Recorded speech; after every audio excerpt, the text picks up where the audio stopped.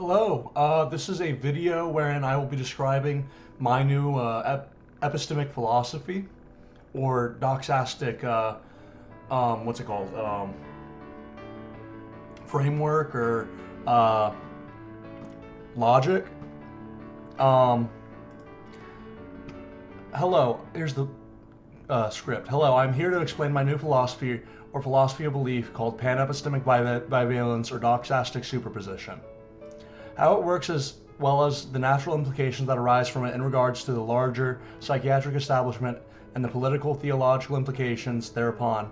Furthermore, I would like to elucidate the ontological, social, and epistemic values breakdown that arises from it, namely non-toxic self-abandonment to combat societal polarization and inability to be sorted effectively into political tribes, the ability to see opposers as spiritually controlled opposition, an all-encompassing loving disposition, even though oppression, disappointment, and even through oppression / disappointment in establishments / institutions.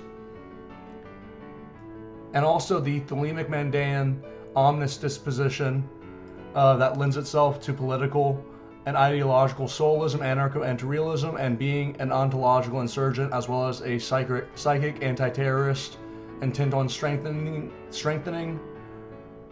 the collective consciousness through individual consciousnesses through inoculation to both reality and unreality respectively, for the purposes of the highest intellectual good and the sanctification of the masses, to avert the encyclosis, also known as the Platonic cycle of government regimes described in Plato's Republic. The natural result of feeling affinity to understanding, or possibly even acknowledging, this philosophical doxastic positioning is likely a diagnosis with some kind of schizotypy disorder. In some cases, such as in Israel, Iran, China, Russia, Eritrea, Syria, Jordan, Iraq, Saudi Arabia, France, Belgium, North Korea, Pakistan, Malaysia, many Southwest Asian countries, meaning, like the Middle East, as people like to call it in the West, which is really a Orientalist name for the region. That's why I call it the Southwest Asian countries, or the Southwest Asian region. Sharia law countries, municipalities, as well as across the entire world, there is a likelihood of antisocial harassment or suppression, oppression, as well as surveillance due to holding radically anti-realist anarchist viewpoints, especially among particularly superstitious or anti-superstitious, hyperstitious regimes, administrations, due to the stigmatization or disregard for magic, sometimes with a K if you're thelemic, witchcraft, and alchemical self-improvement of any kind. It is likely that advocating for pro-social, pro-environmental, loving change in line with this philosophical grouping will result in antisocial, narcissism-based oppression or institutionalization.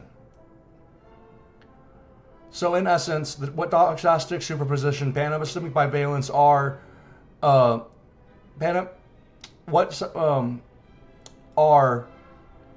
is the support for all or no beliefs, even all and or no beliefs, even contradictory beliefs and non-belief, with a focus on validating all people and giving them power over their own reality, as well as democratizing power over consensus reality, which is largely coerced at the moment. Contradictory beliefs. With a focus. Oh, I might have messed up there. Supporting. Oh, no. Okay, I got it.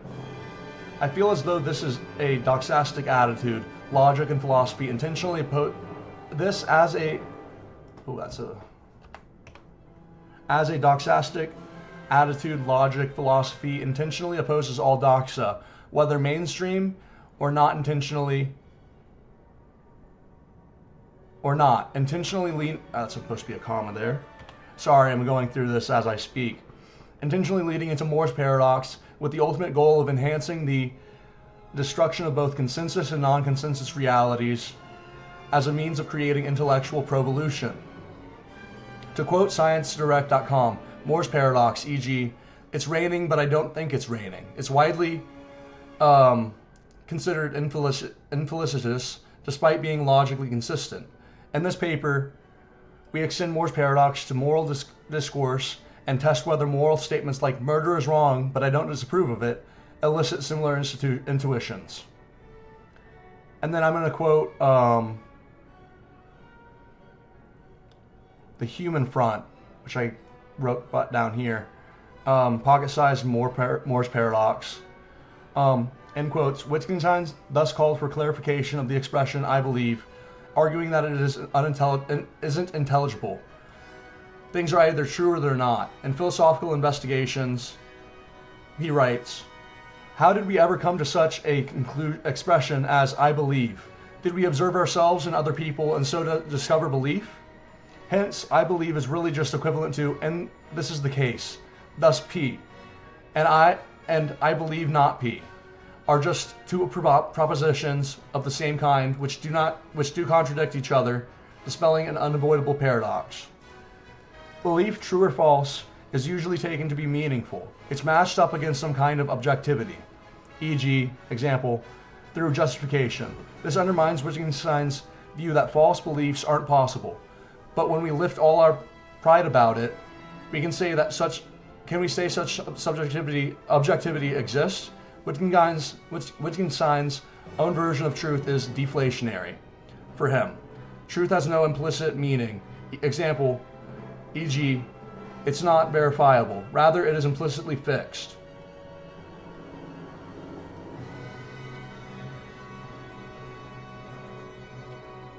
To its own conditions for being true, making it superficial or expressive. According to the Human Front, pocket-sized yeah, that's what it was. That. Oh no, that was the quote from No, the other one was Science Direct. Sorry, I'm getting ahead of myself.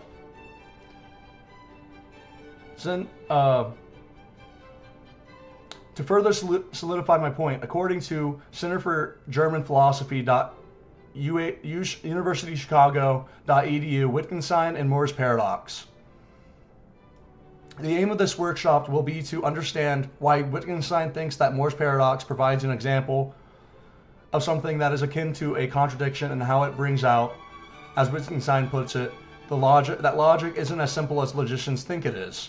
His treatment of this case involves an expansion of what is ordinarily considered to belong to logic. Section X of Part 2 of Wittgenstein's philosophical investigations is devoted to an exploration of Moore's paradox, where we there find Wittgenstein making these three remarks. My own relation to my words is wholly different to other people's. If there were a verb meaning "to believe falsely," it would not have a meaningful first person present indicative "I believe."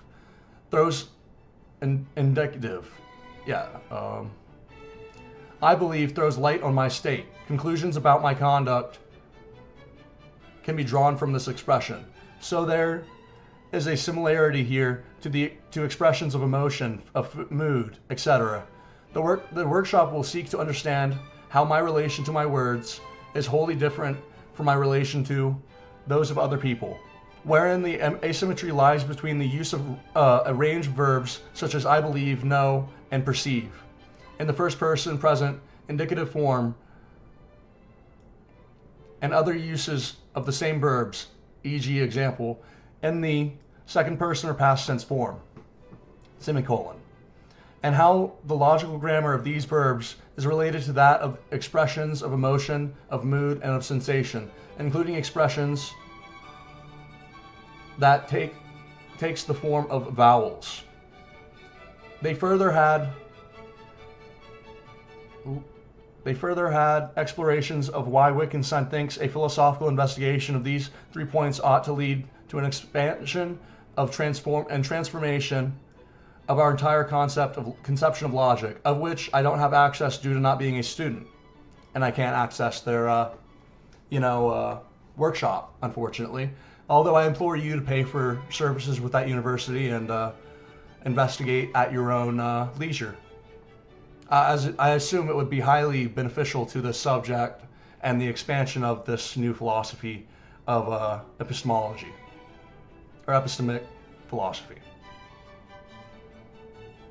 This obscure and fascinating epistemic philosophy that in essence breaks epistemology infinitely can be applied to many different religious, historical, and intellectual philosophical figures.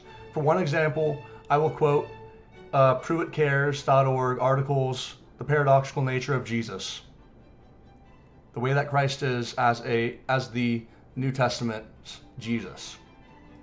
On the inherently paradoxical nature of Jesus Christ and the many contesting viewpoints and narratives surrounding the figure, as well as where this new philosophy relating to Moore's paradox leads me on the subject of Jesus' existence and spiritual importance, and how it makes me both a Satanist and a Christian. Revelation 2:16 for a textual reference of how both of those things can be true in a non-dual way. There's also other texts in the Bible that elucidate to the fact and allude to the fact that Jesus is not who he seems to be to the most believers, and that there's many ways you can interpret this stuff, and you should interpret this stuff. It's a very deep, complex Christological subject.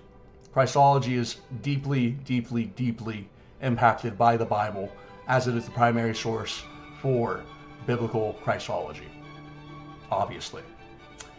The way Christ is presented in the Gospels is paradoxical, to be sure. Ross Douthat, a New York Times columnist,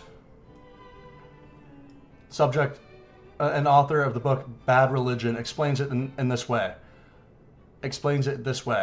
No figure in history or fiction contains as many paradoxes as the New Testament's Jesus.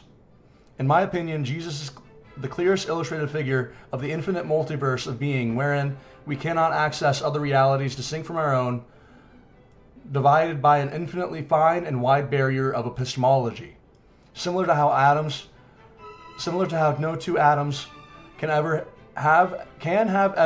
will touch due to the electrostatic charge of the electrons, positrons, surrounding them and repelling one another themselves from itself.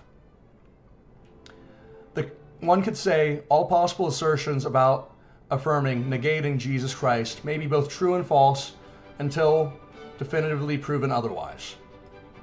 So a good person that you can look into quotes for this subject about the infinite multiverse of being, for instance, would be William Blake's quote from The Marriage of Heaven and Hell, essentially saying, let me find it.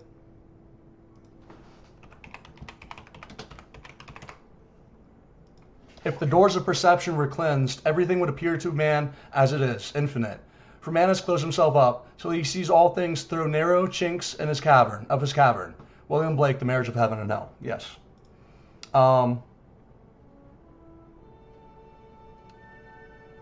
You could also use, and this also relates to many other subjects, and I'm sure you can go in many directions, nigh infinite directions from this. And you should. You really should, as a viewer of me and my channel. I think that you would enjoy it a lot if you're here for this. And you stuck around this long, at least. You could also use other religious, philosophical, political, and intellectual figures to study narratology in the light of this new philosophy, such as Plato, Socrates, MLK Jr., Muhammad, peace be upon him, Aleister Crowley, Mahatma Gandhi, Lao Tzu, the Buddha, Siddhartha Gautama, and any number of individuals throughout history who may or may not have existed, and it doesn't really matter whether they did or not. What is true or untrue about them. What matters is the data, knowledge, and why, when we got them in the Platonic Socratean sense, as well as in the pre-Socratic philosophical sense. There are roughly 6 schools of pre-Socratic thought on this subject, I will not go into details regarding all of them individually, but I implore you to read many of the oldest philosophical theological texts through the lens of this new philosophy. If you do, please consider leaving a comment about your findings and share your insights that may have been missed by academics, believers, and skeptics of all kinds, such as the Vedas, the oldest Sanskrit scriptures of Hinduism, containing early philosophical inquiries into the nature of existence. The Epic of Gilgamesh. The Vedas 1500 to 1000 BCE. The Epic of Gilgamesh 2100 BCE. A Mesopotamian story that acts as a profound philosophical exploration of existential dread, mortality, and the search for meaning. Ananta's hymns 2270 BCE. Religious theological hymns by the first named author in history, Sumerian priestess Enannana. The Teaching of Ptahhotep, 2375 BCE. An Egyptian text exploring ethics and behavior, dubbed by some as the oldest book containing philosophy, the Pyramid Texts, 2400 to 2300 BCE. Ancient Egyptian texts, often religious,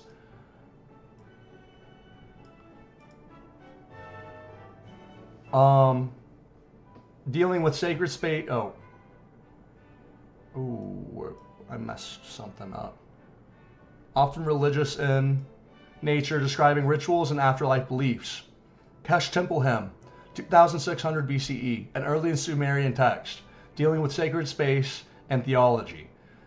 And the Instructions of Shipurek, 2600 BCE, often considered one of the oldest existent Sumerian wisdom texts, providing moral and practical guidance. In regards to ancient scientific and technical texts, read the Kish Tablet, 3500 to 3200 BCE, a Mesopotamian limestone tablet considered an early precursor to cuneiform, demonstrating early recording systems, Sumero-Akkadian medical and diagnostic omens, circa 1050 BCE, early systematic observations of disease such as Seku, Mulapin, circa 1000 BCE, an Akkadian compendium documenting Babylonian astronomy, including constellations, planets, planet movements, and weather, Soba Sutras, 7th century BCE, Indian technical treatise on mathematics, including early geometric proofs related to fire altar construction, Sushruta Samhita, 6th century BCE, a foundational Sanskrit text on surgery and medicine. Keep in mind, many of these texts existed prior to their documentation as oral traditions. In the case of Eastern texts, particularly the traditions of theology and philosophy, had not been differentiated yet. Furthermore, it is important to recognize that these texts may be or are incomplete and fragmentary in nature, with much being secret or unknown, or merely quoted by later authors like Heraclitus, Anaximander, and Aristotle. So, this is a very all-encompassing subject that really reaches into the nature of oneself and getting to know oneself in the ancient or in the Western esoteric tradition, or merely being in the Eastern tradition. And it's continuing Crowley's work in trying to unify those into a post-Abrahamic, East-West, synchronizing, omnis sort of theological tradition with modern rituals and techniques, wherein I would say it strengthens and amplifies your thelemic magical practice and makes you a stronger ontological insurgent or psychic anti-terrorist, a better soulist in general. And it is a form of metaphysical strength to deal with the psychological, metaphysical, and intellectual strength, vigor, and power in the Nietzschean will to power sense of, how would I put this, dealing with cognitive dissonance.